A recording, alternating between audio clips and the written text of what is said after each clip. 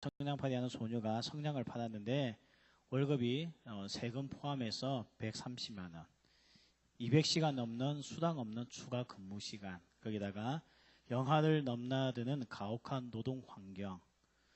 그 소녀가 이제 추워서 어떻게 합니까? 결국 그 성냥을 피우지 않습니까? 그래서 견디지 못하고 성냥을 피우자 회사는 상품을 사용한 소녀를 고소한다는 내용이 이렇게 인터넷에 나와 있더라고요. 따뜻한 이야기가 언제부턴가 우리에게는 왠지 모르게 우리 청년들이 얼마나 지금 냉혹한 사회 속에 살고 있는지 보여주는 한 단면이 있습니다. 페이스북을 한참 달구었던 하나의 그 테마와 같은 이야기였는데 사축일기라고 혹시 들어보셨습니까? 사축일기. 그래서 그 페이스북에 올라왔던 내용을 딱 모아가지고 이번에 사축일기라고 하는 책이 나왔습니다. 이 책은 새로 쓴 책이 아니고 페이스북에 연재되었던 것들을 이렇게 모아가지고 하나의 책을 만들었는데요. 사축이 뭔가 참 그 단어가 궁금했는데 뭐 가축이 뭔지 아시죠? 집에서 키우는 짐승이지 않습니까? 사축은 뭔가 하면 회사에서 키우는 짐승들 이야기합니다.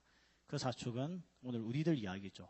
박봉에다가 부단한 지위와 긴 노동시간, 자기 여가 시간조차 없이 쫓겨다니는 삶, 이게 사축이라는 거예요. 사축. 근데 이 사축이라는 것은 누가 만든가 했더니 우리나라 사람이 만든 단어가 아니고요. 일본에서 만들어진 단어입니다. 이게 이제 우리나라 들어와가지고 이제 사축일기라고 이렇게 소개되었는데, 일본 사람들이 자기의 생활이 너무 빠듯하고 여가 시간조차 없고 거의 뭐 회사에서 가축 길러지듯이 짐승같이 살고 있는 모습을 빗대어서 하는 이야기인데, 그만큼 지금 일본뿐만 아니라 이 한국 사회도 동일하게 많은 젊은이들이 힘든 시간들을 보내고 있다는 겁니다. 뭐 여러분들 얼마 전에 뉴스 보셔서 알겠지만 서울대 학생들이 국어 공무원 시험을 준비하기 시작했습니다.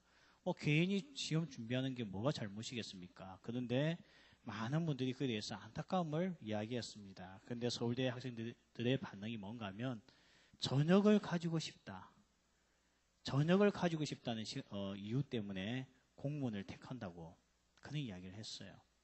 너무 회사에서 많은 시간을 보내고 집에 와서는 거의 잠만 자고 나가는 분위기다 보니까 이제 저녁에 개인 시간을 갖고 싶어서 그 똑똑한 서울대 학생들이 국어 공무원 시험을 준비한다는 거, 여기에 대한 선배들의 안타까움도 함께 있는 것을 제가 기사 가운데 보았습니다.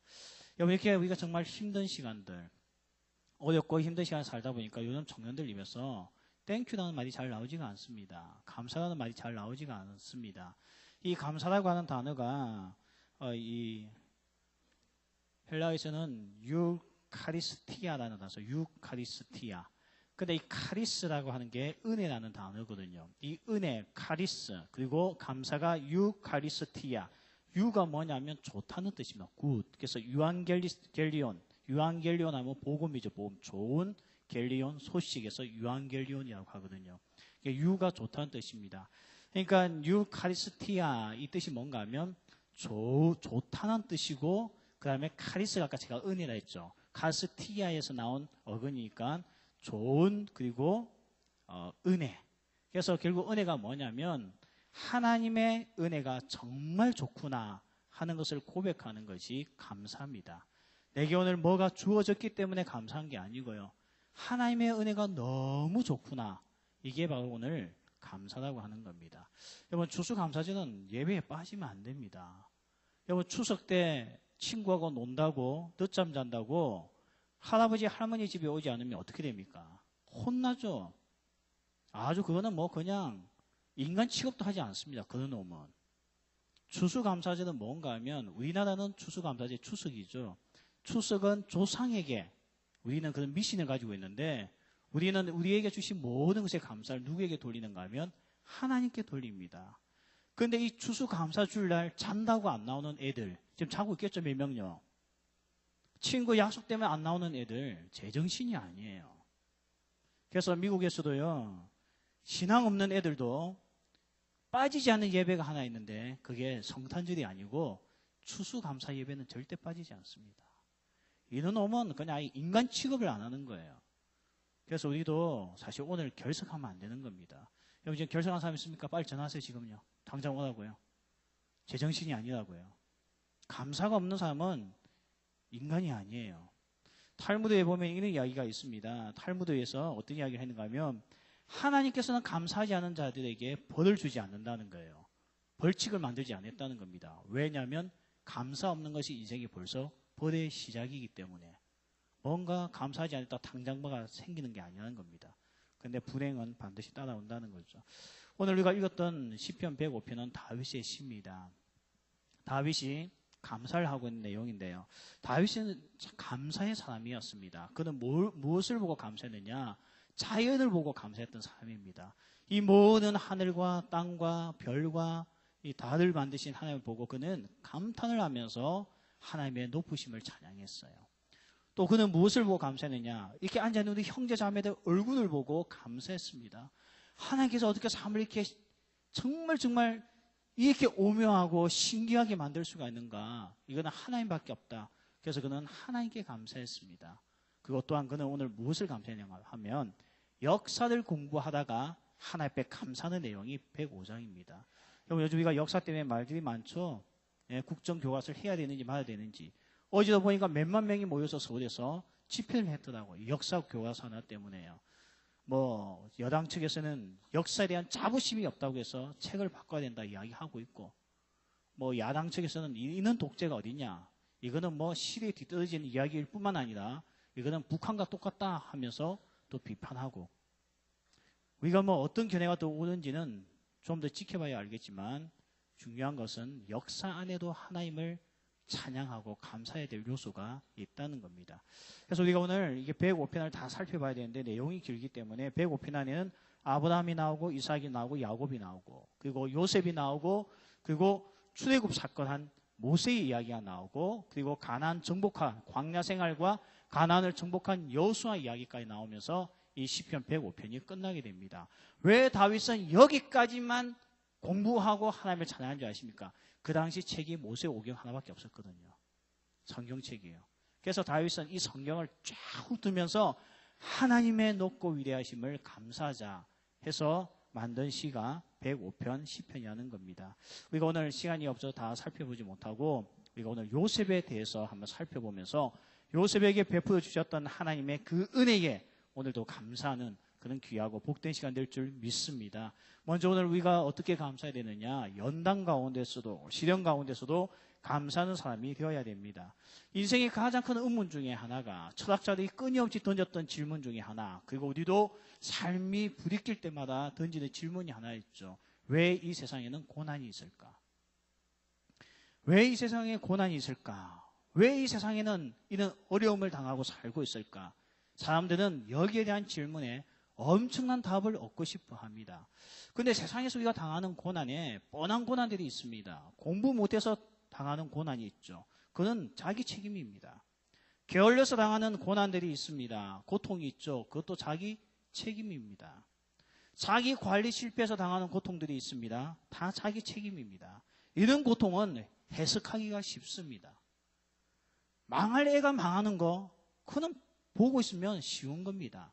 그런데 세상에서 가장 답하기 힘든 건 어떻게 저는 선한 사람이 고통을 당할까?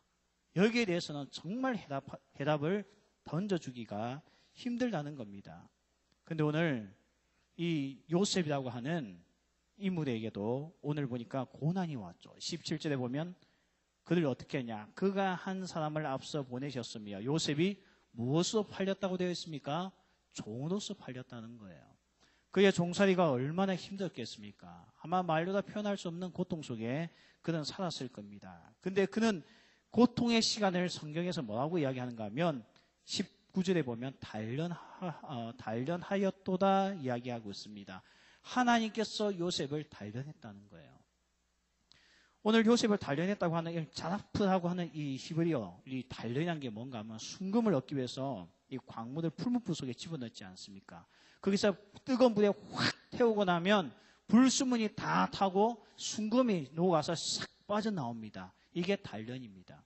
그러니까 오늘 하나님께서 이 이스라엘 백성들이 이제 그 앞에 보면 기근을 들게 하사 그들이 더 이상 그 땅에 살 수 없게끔 만드는 고통을 주셨는데, 그는 땅에 있는 자기 백성을 구원하기 위해서 하나님이 누굴 보내는가 하면 요셉을 보내셨는데, 무엇으로 보내는가 하면 이 땅에 종으로서 보냈다는 겁니다. 그가 종살이 하면서 얼마나 힘들었겠습니까? 그래서 그는 단련받는 시간을 가졌습니다. 근데 요셉이 이런 고통을 당할 때 요셉은 그 시간들이 우리가 생각하는 것만큼 그렇게 즐겁지는 않았을 겁니다. 요셉은 총리가 될 꿈은 없었습니다. 아니, 총리가 될 꿈을 가졌기 때문에 하나님이 이렇게 단련시킨다고 한다면 참을 수도 있었을 겁니다. 근데 요셉이 참기가 힘들었던 이유는 그에게는 총리에 대한 꿈이 없었습니다. 원래 꿈은 뭡니까? 제가 금요일 날 밤에도 우리 리트리트 할 때 이야기했지만 꿈은 수동적인 겁니다. 내가 꿈을 주장하고 조정하고 그것을 이끌어나가는 사람은 아무도 없습니다. 예를 들어서 제가 이야기했잖아요. 박서준이. 내가 오늘 밤에 잘 때 서준이하고 오늘 커피도 마시고 쇼핑도 같이 하고 서준이 오빠가 나한테 옷도 많이 사줄 거야. 이런 꿈을 꿔야지 하고 잠드는데 그런 꿈을 꾸는 사람이 어디 있습니까? 꿈속에 나타난 것은 서준이 오빠가 아닌 사장님이에요. 일을 이따위 식으로 하냐고 욕을 퍼붓기 시작할 수도 있습니다. 그게 꿈입니다. 꿈은 내가 조절할 수 있는 게 아니에요. 우리는 그런 말씀을 읽고 나면 젊은이에게 꿈을 가자는데 꿈은 내가 가질 수 있는 게 아닙니다. 꿈은 수동적이에요. 내 마음대로 꾸어지는 게 아닙니다. 근데 요셉이 꾸었던 꿈은 뭡니까?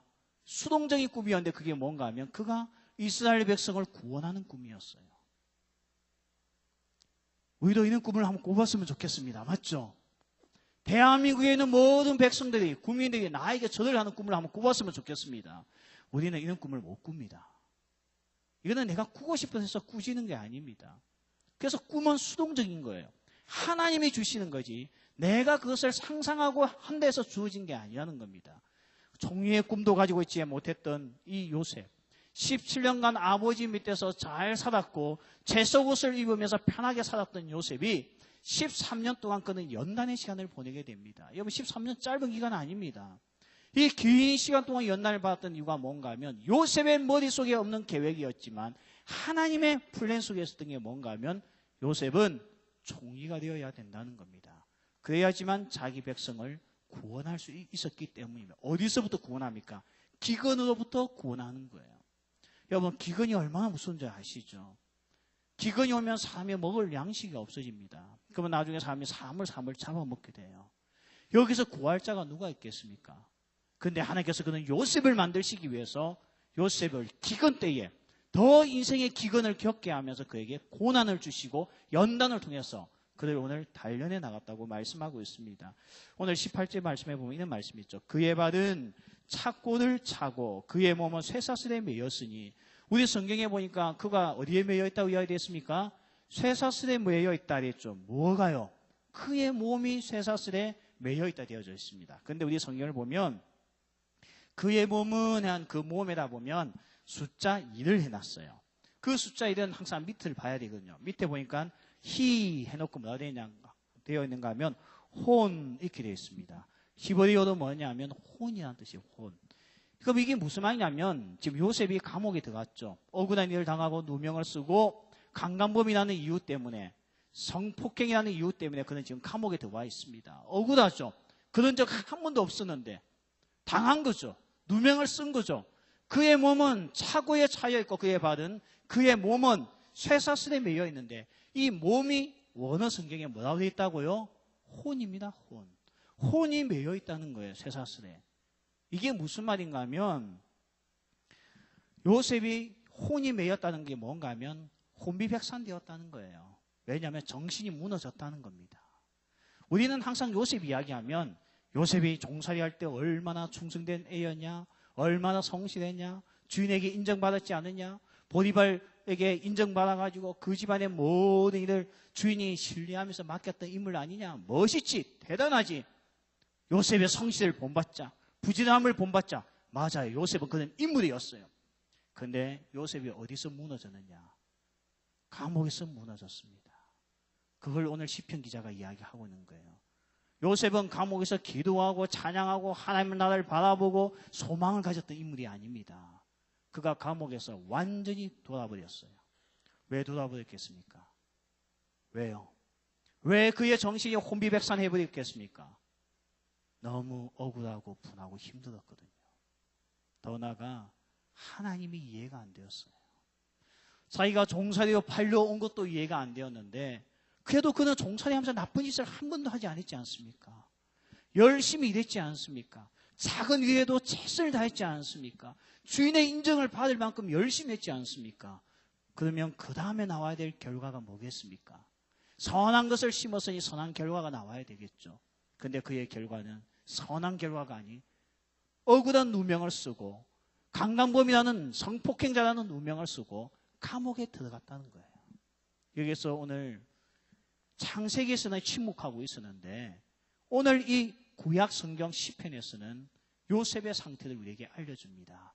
그가 정신이 나가버렸다는 거예요. 얼마나 힘들었으면 그의 정신이 나가버렸겠습니까? 혼비백산해버렸다는 거예요. 그래서 요셉은 감옥을 극복했던 인물이 아닙니다.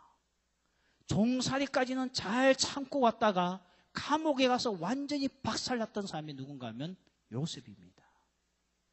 우리하고 비슷하죠. 우리도 있는 억울한 일을 당하고 손해를 본다면 아마 다 혼비백산할 거예요.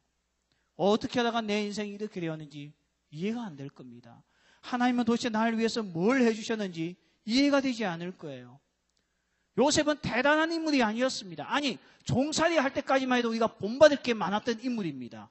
그가 감옥에 가서 술 가난이 들어왔는데 그의 꿈을 해석해 주었습니다. 그 꿈의 해석 때문에 그 술 가난은 자유를 얻고 다시 생명을 얻었습니다. 술 가난이 했던 약속이 뭡니까? 내가 너를 요셉이 부탁했던 게 내가 당신이 나를 잊지 말아 달라고 이야기했을 때 술 가난이 뭐랬죠? 잊지 않겠다 했는데 잊어버렸습니다. 한 달이 지나도 연락이 없고 두 달이 지나도 연락이 없고 1년이 지나도 연락이 없자 요셉이 돌아버린 겁니다. 이제 인내의 극에 당했던 거죠. 이때쯤 되면 이제 우리는 이렇게 이야기를 하죠. 하나님도 사람 보는 눈에 별 수 없네 생각이 들 겁니다. 그런데 오늘 요셉이 총리가 되어서 그 백성을 구원해내는 일에 쓰임받았던 이유는 요셉이 대단했기 때문이 아닙니다. 위대한 요셉이었기 때문에 위대한 총리가 된 것이 아닙니다. 알고 보니까 하나님이 위대하시니 이렇게 혼비백상되어져 버렸던 고난 앞에서 완전히 정신이 나가버렸던 요셉을 총리까지 앉혔던 것은 위대한 요셉이 아닌 위대한 하나님께서 요셉을 위대한 인물로서 만드셨다는 것입니다. 이렇게 놓고 보면 요셉과 나와 차이점이 없습니다. 여보, 이때 나이 요셉 30살이었습니다. 30살 때 요셉은 정신이 나가버렸어요. 일이 안 풀리니까요. 내년 되면 달라지겠지. 더 나은 날이 오겠지. 그래, 내가 오늘 충성하자. 오늘 내가 열심히 하자. 하다 보면 분명히 하나님께서 감화감동해서 하늘의 복을 부어주셔서 난 잘 될 거야. 믿었는데 그의 결과는 감옥에 끌려가는 거였고, 감옥에서 억울한 누명을 가지고 사는데 그 안에서 사람에게 배신감을 당하는 그 순간 요셉은 혼비백산되어지면서 그 인생에 소망이 없어졌던 인물입니다. 이렇게 놓고 본다면 요셉 이야기가 재미가 없어지는 거죠. 왜냐하면 요셉이나 나 틀린 게 뭐 있습니까? 우리의 장기가 뭐예요? 절망하는 거잖아요. 우리의 장기가 뭡니까? 포기하는 거잖아요. 우리의 장기가 뭡니까? 일주일 내내 혼비백산하는 거잖아요. 그런데도 하나님께서 이 요셉이 이 인물이 될 수 있었던 이유는 하나님이 위대하시니 위대한 요셉을 만드실 수가 있었다는 겁니다. 믿습니까? 다윗이 이것을 묵상하다가 그렇구나. 내가 오늘 하나님께 감사해야 되겠구나. 나 같은 인물, 나 같은 죄인, 나 같은 부족한 자가 오늘도 이스라엘 왕이 될 수 있었던 이유는 나는 나 자신을 볼 때 너무 초라한데 하나님이 위대하시니 나 같은 인물을 왕으로서 세울 수 있었구나. 하나님을 찬양하자. 하나님께 감사하자. 이게 오늘 다윗의 감사고 우리의 감사인 줄 믿습니다. 여러분 지금 실패하고 있습니까? 여러분 얻는 것보다 잃는 게 더 많은 인생입니까? 좌절하지 마십시오. 우리는 원래 그렇게 부족한 자입니다. 근데 기억하십시오. 하나님이 위대하시면 우리의 인생도 그 은혜를 힘입어서 위대하게 되는 줄 믿습니다. 제가 여러분에게 영상을 하나 보여드릴 겁니다. 우리 준비를 해주시고요. 이 영상을 보고 나면 아마 여러분이 감동을 많이 받을 겁니다. 저는 이 영상도 봤지만 이 어머니의 영상도 함께 봤는데 오늘 시간이 없어서 다 보여드릴 수가 없습니다. 먼저 우리가 이 영상을 보고요. 한 사람을 위대하게 만들기 위해서는 그 사람이 위대한 게 아닙니다. 그 삶을 위대하게 만들 수 있는 메이킹이 있다는 거예요. 메이킹. 그 메이킹에 대해서 우리 한번 살펴보는 시간을 가지겠습니다. 안녕하세요. 저는 16살 로봇다리 수영 선수 김세진이라고 합니다. 혹시 여기 오신 분들 중에서 자신의 꿈이 얼마나 가치 있다고 생각하세요? 제가 지금 하고 있는 이 두 다리는 이 두 다리만 해도 2천만 원이 넘습니다. 지금까지 들어간 돈만 해도 1억이고요. 그렇다면 저보다 좋은 다리를 가지신 여러분들은 얼마나 가치 있고 얼마나 가치가 높을까요? 적어도 1억 이상은 보신 것 같아요. 저와 엄마의 만남은 좀 특별합니다. 제가 살고 있던 아기 집으로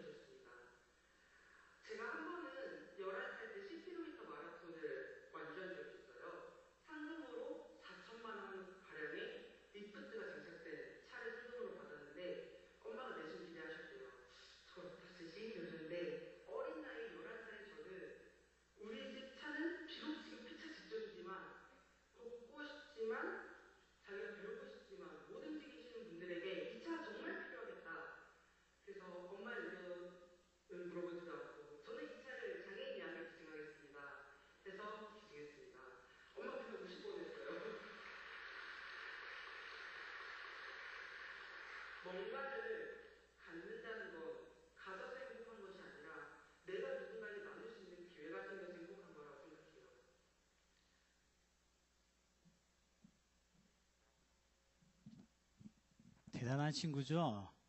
근데 저 어머니는 더 대단합니다. 물론 마지막 멘트가 참 인상적이죠. 가진 것보다 행복한 것보다 나눠주기 때문에 그 인생이 더 복되다 했는데, 아까 잠시 얼굴 보였던 어머니 독실한 크리스찬이에요. 이분이 간증한 걸 제가 들을 기회가 안 있어서 들었거든요. 저는 저분이 엄청난 부잣집인 줄 알았습니다. 왜냐, 입양을 했으니까. 근데 알고 보니까 남편이 없어요. 혼자서 딸을 키우는데 얼마 돈이 없었는가 하면 100만 원 보증금에 10만 원짜리 집에 살았습니다. 그럴 때 저 아이들 입양을 했어요.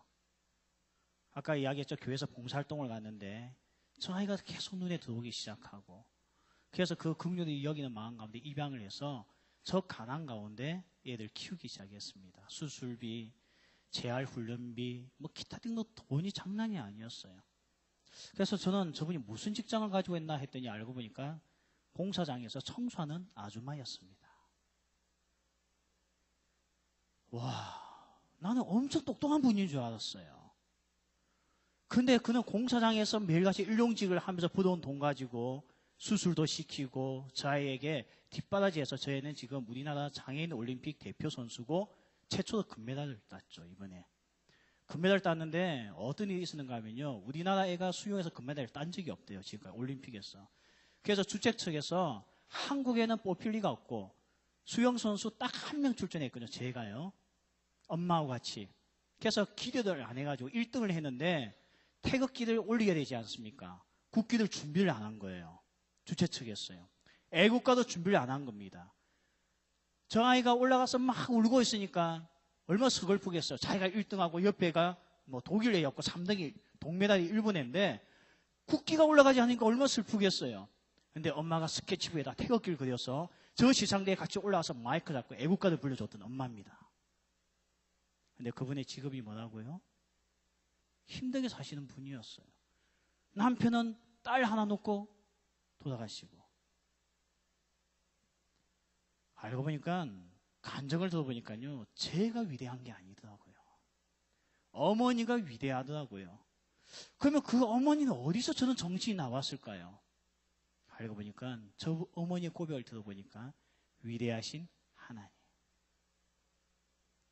오늘 하나님의 사람들은 환경을 탓하지 않습니다. 알리스토 맥그레스라고 하는 신학자가 있습니다. 제가 개인적으로 좋아하는 신학자예요. 이분이 예수님을 경험하는 영성훈련이라는 책에 보면 이런 이야기를 합니다. 여러분, 빛은 우리에게 흰색으로 보입니다. 그런데 프리즘을 통해서 보면 그 흰색 안에는 빨강, 발주, 노초, 파란보에서 7가지 무지개의 색깔이 있습니다. 예쁘죠? 근데 우리의 그냥 눈으로 보면 그 7가지 색깔은 절대 보이지 않습니다. 근데 프리즘을 가지고 보면 그 색깔이 보이면서 감탄을 하게 되는 거죠. 오늘 하나님의 은혜, 나는 감옥에서 혼비백산을 할 만큼 절망할 수밖에 없는 나약한 자이지만 오늘도 나를 위대하게 만드시는 하나님이 위대하신 그분에게 내게 베풀어주시는 은혜는 우리의 육안으로 보이지 않습니다. 그렇기 때문에 우리는 어떠합니까? 오늘도 불평하고 원망하고 그렇게 살게 되는 거죠. 오늘 요셉은 연단을 받았습니다. 힘든 시간이었습니다. 자기가 감당할 수 없는 게 한두 가지가 아니었습니다. 감옥에서는 완전히 절망해버렸습니다. 혼비백산되어졌습니다. 그런데 요셉을 포기하지 아니하신 위대하신 하나님, 그 하나님이 요셉에게 끊임없는 은혜를 베풀어 주시니 요셉은 결국 한민족을 구원해내는 총리가 될 수 있었다는 겁니다.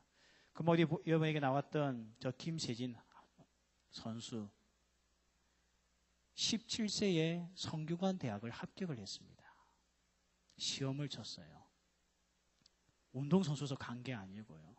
그리고 작년에 유엔에서 한국 한복을 입고 영어로서 20분 동안 자기에 대한 이야기를 영어로서 이야기했습니다. 근데 그 영어를 해본 적이 없어가지고 영어를 준비하는데 2달 연습하고 영어로 연습을 했대요. 들어보니까 엄마가 독했대요. 4살짜리 아이에게 아까 그 위대한 말을 가르쳤던 엄마. 오늘 우리에게는 저 어머니 위에 또 다른 위대하신 하나님이 계십니다. 믿습니까? 개소리가 무너지지 않는 겁니다. 그래서 요셉이 실패하지 않은 겁니다. 요셉이 위대하고 성실했기 때문에 위대한 자리에 간 게 아닙니다. 그는 감옥에서 혼비백산 되어질 수밖에 없는 우리 같은 연약한 자였지만 그들 붙잡고 있는 위대하신 하나님이 그에게 쏟아부어 주시는 은혜가 그들 오늘 요셉을 이런 자리에 올려놓게 되었다는 겁니다. 오늘 우리가 추수감사절을 맞이했습니다. 우리에게는 감사할 게 있습니다. 뭐가 감사합니까? 남들보다 더 좋은 집이 있어서 감사합니까? 남들보다 더 좋은 환경이 있어서 감사하고 직장이 있어서 감사합니까? 그보다 더 멋진 감사가 하나 있네요. 내게 위대하신 하나님이 나의 아버지시라는 겁니다. 믿습니까? 이 하나가 다윗에게는 춤을 출 만큼 기뻤습니다. 다윗은 요셉을 묵상을 끝나자마자 진짜 이는 하나님을 내가 자랑해야 되겠다. 그래서 오늘 우리가 제목을 1절에 보면 여호와께 감사하나, 오늘 또 2절에 보면 3절에 보면 그의 거룩한 이름을 자랑하자 이렇게 이야기합니다. 왜냐하면 너무너무 멋있으니까요. 하나님이요. 우리가 전도하는 이유도 여기 있는 거죠. 우리가 자랑해야 되는 거예요. 여러분, 자랑은 그냥 나옵니까? 내 마음에 가득한 것은 우리 입이 견디질 못합니다. 자랑하고 싶었어요. 마찬가지입니다. 다윗은 요셉을 총리되게 만드신 그 위대하신 하나님을 묵상하고 나니 자기 입이 그냥 있을 수가 없었던 거예요. 요셉의 하나님이 나의 하나님이시구나. 내가 그 하나님을 자랑해야 되겠다. 그래서 그는 시편 105편을 통해서 하나님의 위대하고 그 아름다운 이름을 자랑하고 있습니다. 이제 우리에게 감사가 터져야 됩니다. 우리도 세상에 볼 땐 가진 거 없는 자들이지만 그래도 우리는 하나님을 가졌지 않습니까? 위대하신 하나님, 위대하신 하나님을 가졌지 않습니까? 내가 오늘 걸어가다가 넘어져도 다시 이렇게 세워서 강한 자서 세울 수 있는 위대하신 하나님 우리에게 계시지 않습니까? 그게 우리의 감사의 제목입니다. 여러분, 이 감사가 넘칩니까?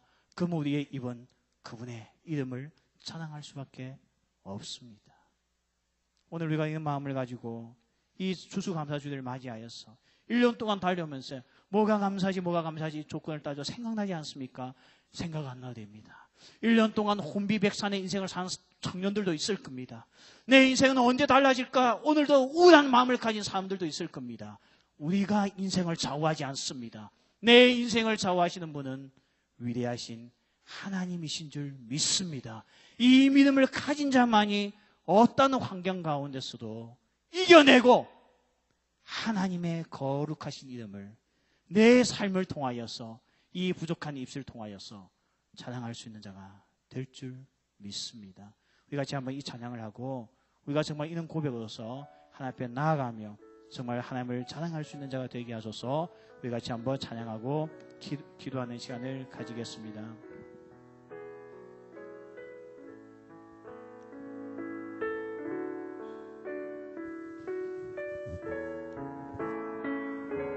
날 구원하신 주, 날 구원하신 주 감사, 모든 것 주신 감사, 지난 추억이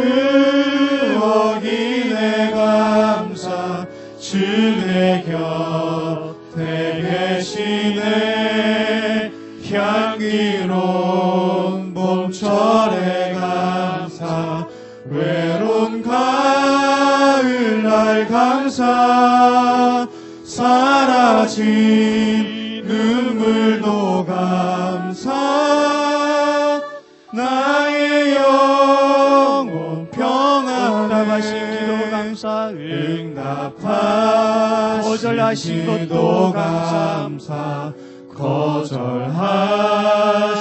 것 감사, 헤쳐나온 풍랑 감사, 헤쳐나온 풍랑 감사, 모든 것 채우시네, 아픔과 기쁨도 감사, 절망 중위로 감사, 증량 못할 은혜가 크신 사랑 감사해, 크신 사랑 길가의 장미꽃 감사, 길가의 장미꽃 감사, 장미꽃까지 감사, 따스한 가정 희망 주신 하신 것 기쁨과 감사 슬픔도 기쁨과 슬픔도 감사 하늘 평안을 감사 내일의 희망을 감사 영원토록 감사해. 우리 같이 한번 기도하겠습니다. 오늘 우리에게 주신 말씀을 오늘 다시 한번 더 묵상해 봅시다. 요셉은 종으로 팔려갈 때만 해도 그의 성실함과 정직함을 유지하였습니다. 근데 감옥에 가서 사람에게 의존하였다가 잊어버린 그 삶 때문에 그는 모든 혼이 다 빠져나가는 혼비백상의 절망 가운데 빠졌던 사람이 요셉입니다. 여기까지만 우리가 인생을 놓고 보면 요셉은 실패한 인생입니다. 그의 역사책에 남겨진 그의 개인사에는 결국은 성폭행범으로서 끝날 인생이었습니다. 요셉은 무너졌지만 요셉을 붙들고 계신 하나님은 무너지지 않고 실패하지 않았습니다. 오늘 그 하나님이 내가 믿는 하나님이요 날 구원해 주신 하나님이십니다. 오늘 그분은 나의 연약함도 아십니다. 혼비백산되어지는 나의 나약함도 아십니다. 근데 그분은 그것만을 보고 계시지 않습니다. 날 향한 꿈, 날 향한 계획, 모든 것을 다 연출하시는 하나님, 그 하나님께서 내가 오늘 비틀거리고 좌절한다 할지라도 그분은 위대하시기 때문에 반드시 날 끌고 나가시는 분입니다. 그래서 우리는 감사할 수 있는 겁니다. 내 인생에 있는 하나님을 만났다는 거, 이보다 더 큰 감사가 어디 있겠습니까? 그래서 다윗은 이야기합니다. 날 구원하신 하나님, 날 사랑해 주셨던 하나님, 나약한 나를 갖다가 포기하지 아니하시고 오늘도 붙잡아 주신 하나님, 나는 그분을 자랑하겠습니다. 이게 다윗의 고백이었듯이 우리도 한 주간 살아가면서 날 붙잡아 주신 하나님을 자랑하는 은혜가 있길 바랍니다. 우리 안에 감사가 회복되어지길 바랍니다. 하나님 때문에 감사하는 자가 되기를 소원합니다. 우리 같이 한번 있는 제목을 가지고 주 앞에 기도하는 시간을 가지겠습니다. 아버지 하나님, 오늘도 주님께서 우리에게 주신 말씀을 붙들고 기도합니다. 요셉도 저 감옥에 갔을 때는 구원하신 주 감사 그의 인생 종집을 찍은 것 같았으나 주심 위대하신 감사 하나님께서 요셉을 위대하게 만드신 것을 지난 오늘 우리가 깨닫게 되었습니다. 추억이 하나님, 우리도 너무나 부족합니다. 우리 인생 너무나 좌절하고 환경에 지쳐서 절망할 때가 한두 번이 아닙니다. 할 수 있는 없는 것들이 더 많아 보이는 인생입니다. 그럼에도 불구하고 날 찾아오셔서 하나님의 자녀 삼아주시고 오늘도 날 세워주신 하나님의 위대하심 때문에 오늘도 내가 이 자리에서 감사할 수 있게 해주신 것 너무 감사합니다. 이제는 감사한 자로서 살게 하여 주옵소서. 어떤 환경 가운데도 하나님 치우치지 않게 하시고 환경을 탓하면서 살아가는 자가 되지 않게 하여 주시옵소서. 날 버리지 않는 하시는 위대하신 하나님이 있다고 한다면 우리의 인생이 그곳에 있다는 것을 알고 오늘도 주 앞에 감사할 수 있는 저희들 되게 하여 주옵소서. 이 엄청난 은혜를 묵상하다가 이제는 내가 하나님의 이름을 자랑하겠다고 다짐하였던 오늘 이 다윗과 같이 아버지 하나님, 우리도 하나님의 이 이름을 자랑할 수 있는 자가 되게 하여 주옵소서.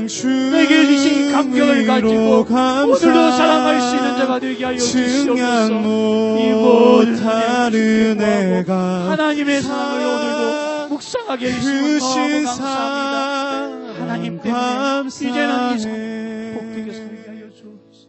주 예수 그리스도의 은혜와 하나님의 사랑과 성령의 교통하심이 오늘도 우리에게 주신 생명의 말씀 가운데 비록 우리가 혼비백산되어지는 절망의 나락에 떨어진다 할지라도 위대하신 하나님이 위대한 인생을 만드신다는 것을 알고 오늘 그 위대하신 하나님이 나의 아버지가 되시고 나의 구원자가 되심을 고백하는 우리 사랑하는 모든 청년들 머리 위에 또한 이 위대하신 하나님을 내 평생 자랑하겠다 다짐하였던 다윗과 같이 우리 또한 하나님의 그 높고 위대하신 이름을 자랑하기도 다짐하는 우리 모든 청년들 머리 위에 지금부터 영원까지 함께 있을지어다.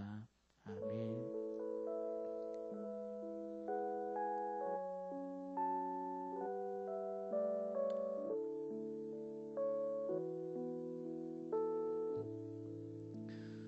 우리 오늘 오늘 처음 나온 우리 형제 자매가 있어서 잠시 소개하겠습니다. 우리 손을 좀 들어주시기 바랍니다. 변주찬 형제님, 정다혜 자매님, 손만 한번 들어주시기